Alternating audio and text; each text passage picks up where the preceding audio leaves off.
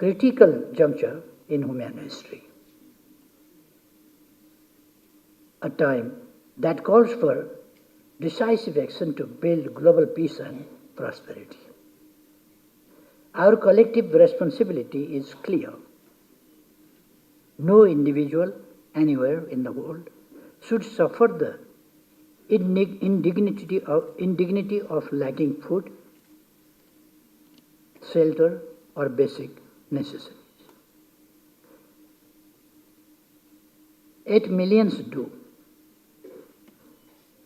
Addressing this requires robust investments in agriculture production and sustainable resource management. Today, our planet is home to 8 billion people. The global fertility rate stands at 2.2, and 10% of the population is aged 65 or older. In some regions, such as East Asia, Europe, and Northern America, this figure extends 20%. The rise in life expectancy should not be viewed as a fault, but celebrated as a remarkable achievement, an outcome of policies aimed at ensuring healthier, longer lives. Therefore, in my opinion, aging individuals should never be regarded as a burden. Rather, they represent a natural and anticipated consequences of social progress. The global fertility rate is not at an alarming level. However, overly cautious young couples are increasingly opting to limited births unnecessarily. A few decades ago, the policy of "we two, ours too" was widely advocated. Even in today's context, this approach should play a constructive role in sharing balanced and sustainable population policies. Ladies and gentlemen, these demographic transformations are profoundly reshaping the future of our societies, calling for innovative strategies and forward-thinking policies and address the emerging challenges and opportunities. Despite the remarkable progress of human civilization, deep divides persist: economic, social, and geographic, continuing to marginalize millions. These gaps fuel inequality and conflict.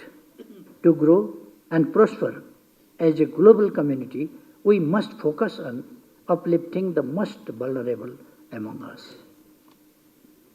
Migration and defining trend of our era reflects the search for opportunity and hope.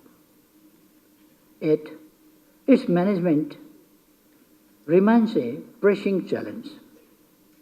It demands a coordinated, human, and sustainable approach, underscoring the necessity of global collaboration. This conference is uniquely positioned to address these critical issues. At a time when fertility rates are declining and populations are aging, especially in Asia, we must explore the implications for our economies, societies, and welfare systems. The aging population in countries like Japan, where 1/3 of citizens are over 65, or Nepal, where 1 in 10 is aged 60 or above, highlights the urgency of adapting our policies. Nepal itself is experiencing profound demographic shifts. A skewed gender ratio at birth with 112 males for every 100 females, and the uneven population distribution, 54% residing in the plains, while only 6% remains in the mountains, present challenges that demand immediate attention. The population density further highlights these disparities, with just 34 people per square kilometer in the mountains compared to 192 in the hills. As a result, the mountains and hills have become a paradise for wildlife, while the plains bear the burden of overpopulation.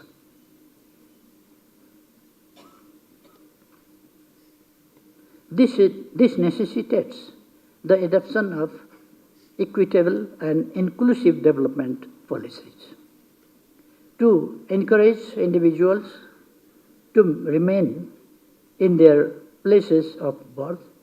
It is essential to ensure the availability of daily necessities. Moreover, we must not overlook the intricate correlation between development and population density, as it plays a pivotal role in shaping sustainable growth. I am confident that this forum will offer valuable insights to help us address the disparities.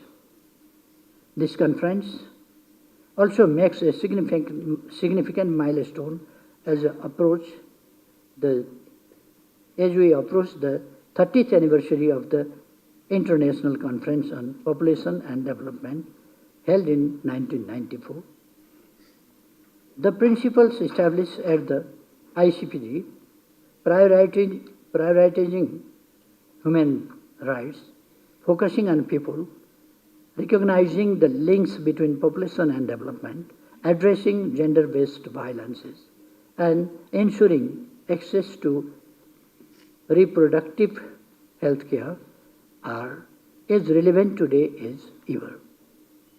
They urge us to persist in advocating for sustainable population and development policies that uphold these enduring values. In the wake of the COVID-19 pandemic, the vulnerabilities of our societies have been starkly revealed.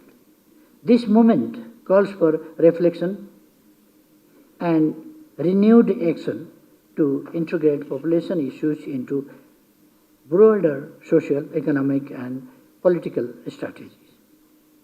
Similarly, the looming threat of climate change demands urgent global cooperation to ensure we leave a healthy planet for future generations. Ladies and gentlemen, I firmly believe this conference presents an invaluable platform for governments, academics, and development partners to reassess progress, exchange experiences, and strategies for the future. It is only through collective efforts that we can institutionalize solutions within our governance system, ensuring sustainable and long-term impact. For us, achieving the Sustainable Development Goals is synonymous with realizing our national aspiration, prosperous Nepal, happy Nepali. We envision prosperity as inclusive economic growth built on the foundation of equity. This means creating a level playing field for all ensuring equitable access to quality education and healthcare as fundamental rights, strengthening social safety nets, and empowering marginalized communities.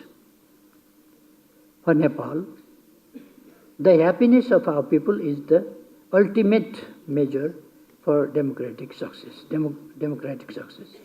To us, happiness represents human development and well-being rooted in shared prosperity. It is reflected in access to justice, protection of human rights, and economic opportunities for every individual. Achieving this vision demands more than dialogue. It calls for decisive action. Let us commit ourselves to translating these aspirations into tangible outcomes. Technology, innovation, and capital must serve humanity, not just profit. As we mobilize these resources, let us commit to narrowing the gap between rich and poor, creating a world where dignity, health, and hope are universal rights. Above all, our efforts must remain steadfastly focused on serving both people and the planet. Friends, Nepal, the land of Mount Everest, the birthplace of Buddha, and the sacred home of ancient wisdom, teaches us real resilience, compassion, and unity.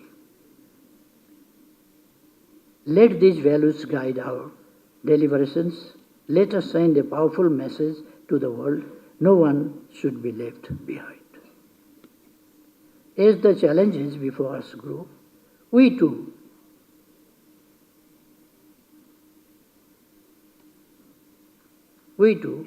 there's the potential for solutions. I trust in your wisdom and leadership to address these pressing issues. Together we can build a more harmonious and prosperous world. Thank you, and I wish you a successful conference and a pleasant stay in Kathmandu. All the best. Thank you.